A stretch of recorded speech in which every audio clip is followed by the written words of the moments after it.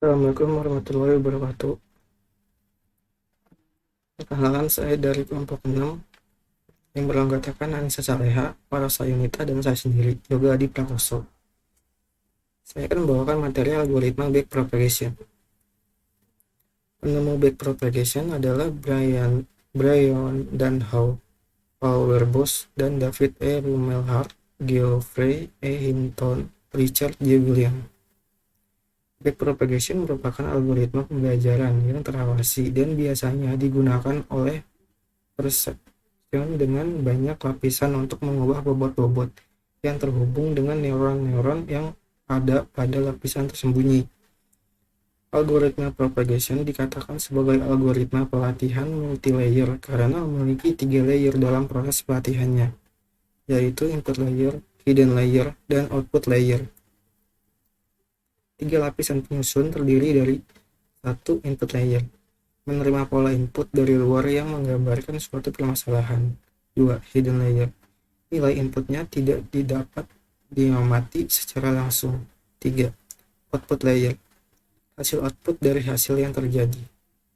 Algoritma backpropagation menggunakan error output untuk mengubah nilai bobot-bobotnya dalam arah mundur.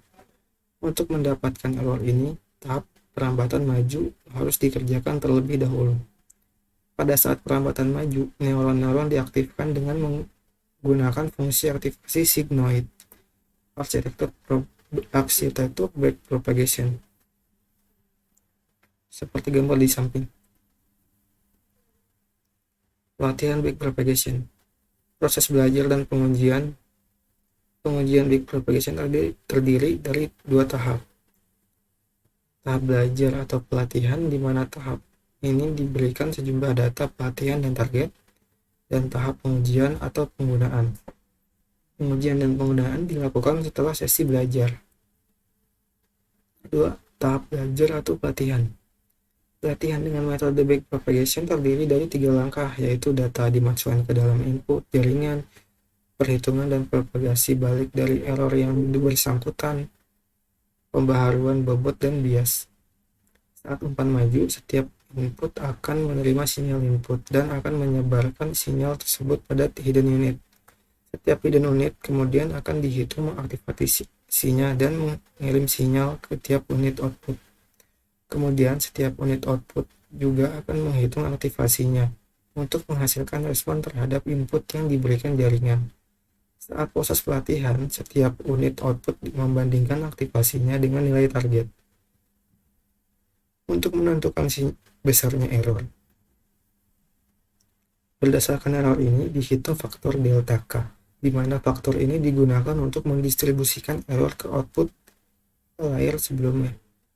Dengan cara yang sama, faktor delta J juga dihitung pada hidden unit ZJ, di mana faktor ini digunakan untuk memperbaharui bobot antara hidden layer dan input layer.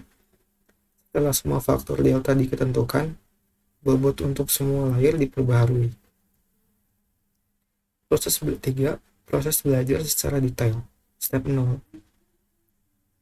Inisialisasi bobot dan bias, baik bobot maupun bias, dapat diset dengan sembarang angka, dan biasanya angka di sekitar 0 dan 1 atau min 1. Step 1. Jika stopping condition masih belum terpenuhi, jalankan step 2 sampai 9. Step 2. Jika setiap data training dilakukan setiap 3 sampai 8 umpan maju. Step 3. Setiap unit input menerima sinyal input XI dan menyebarkan sinyal tersebut pada seluruh unit pada hidden layer. Perlu diketahui bahwa input XI yang dipakai di sini adalah input training data yang sudah diskalakan. Step 4. Setiap hidden unit akan menjumlahkan sinyal input yang sudah berbobot termasuk biasnya, dan memakai fungsi aktivasi yang telah ditentukan untuk menghitung sinyal output dari hidden unit yang bersangkutan, lalu mengirim sinyal output ini ke seluruh unit pada unit output.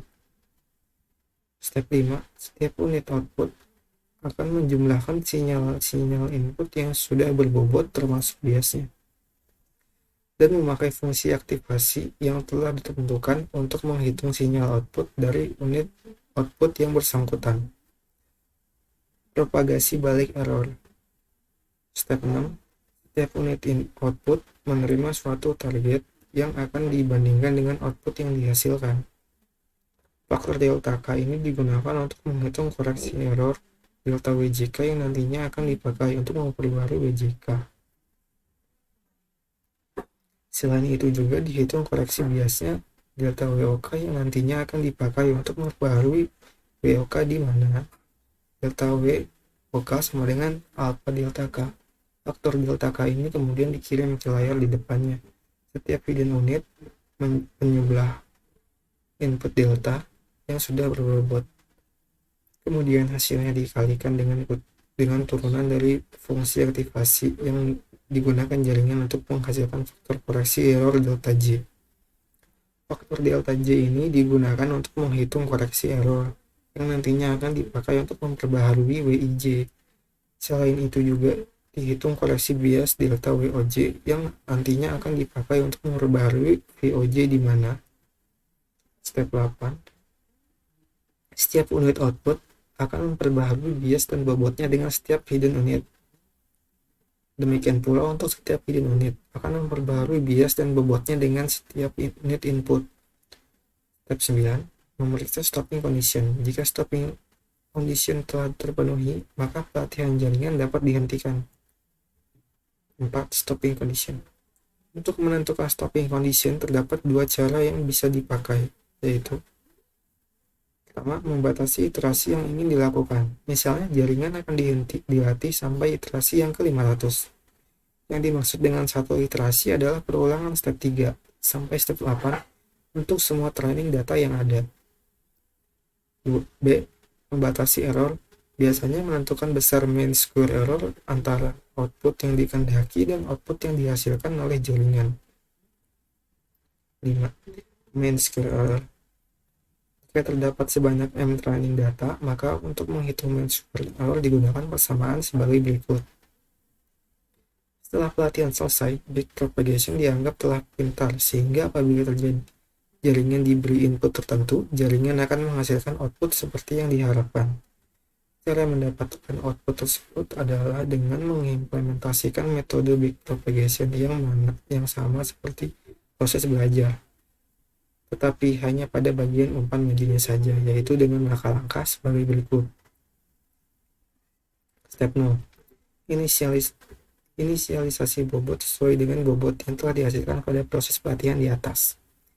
Step 1. Untuk setiap input, lakukan step 2 sampai 4. Step 2. Untuk setiap input, I sama dengan 1 sampai N diskalakan bilangan dalam range fungsi aktivasi seperti yang dilakukan pada proses pelatihan di atas. Step 3. Untuk J91 sampai P. Step 4. Untuk K sama dengan 1. Variabel YK adalah output yang masih dalam skala fungsi range fungsi aktivasi. Untuk mendapatkan nilai output yang sesungguhnya, YK harus dikembalikan seperti semula. Sekian kelompok dari kelompok 6. Bila ada kesalahan mohon dimaafkan. Assalamualaikum warahmatullahi wabarakatuh.